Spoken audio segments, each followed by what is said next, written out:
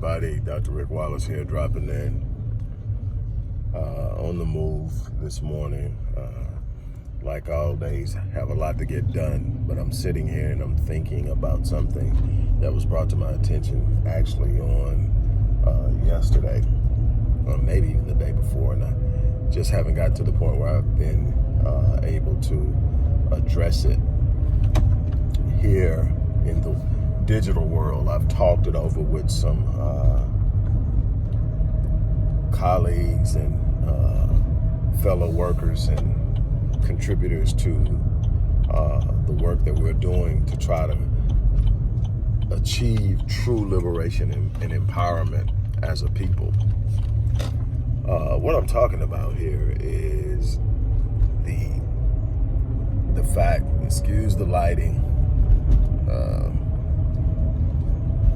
just happened to be riding with the sun. Hopefully it won't be long.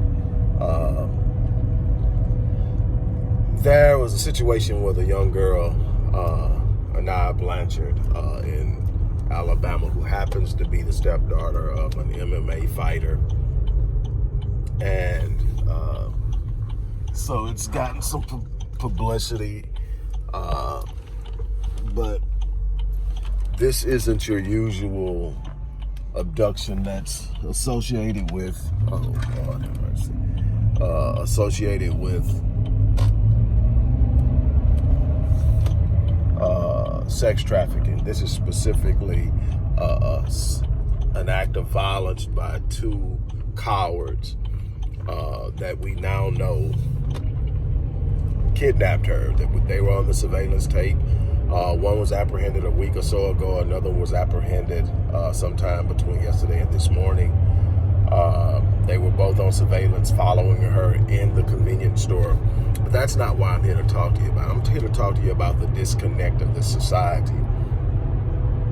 A story surfaced, I believe on yesterday, where they were talking about the fact that there was an actual witness to the abduction. A man was with his wife and saw the abduction and did nothing, not even call and report it, because his wife told him that wasn't his business, to mind his business.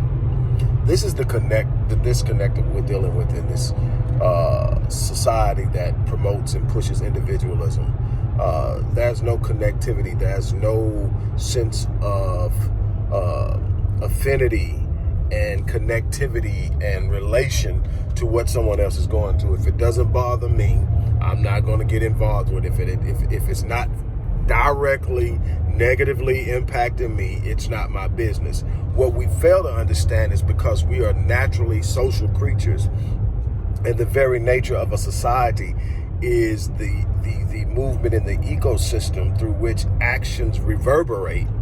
If it's not bothering you now, at some point it will.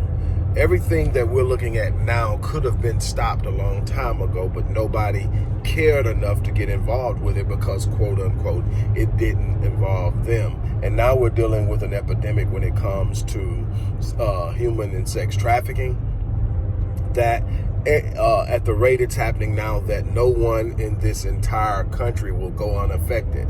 Someone you know will be, just statistically speaking, someone you know will be negatively impacted by sex trafficking. That's the reality of it. That's what's going on in this world because we refuse to deal with it. And it's happening in so many other areas of our existence as a people who has a reality of historical oppression. We don't have the latitude to be casual in engaging the things in our world that don't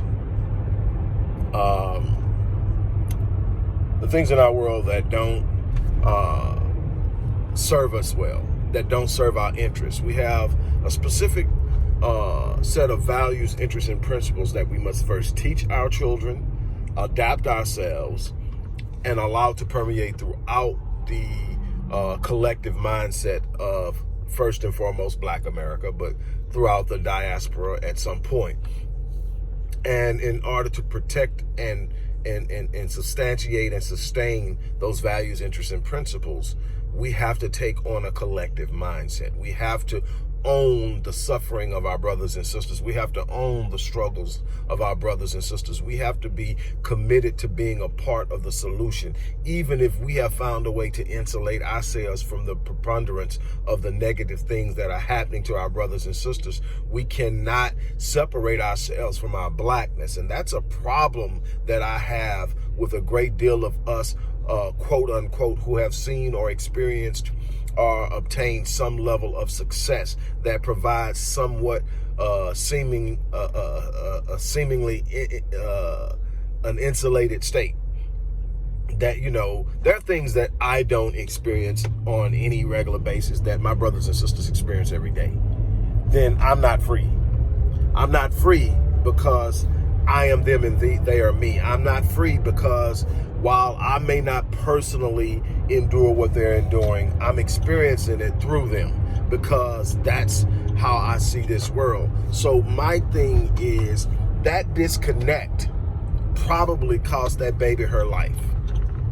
That it's not my business probably cost her life. And then a man, as a man, I'm going to say this and then I'm going to be done. As a man, my wife cannot and will not, but cannot tell me not to get involved in helping, aiding, and assisting an elderly person, a black elderly person, a black female, or a black child. That's not up for discussion. She's going to have to ask, what do you want me to do, baby? How can I help you, baby? Be careful, baby. But I'm not going to sit by and allow that to happen. And I can speak on that because we've been there.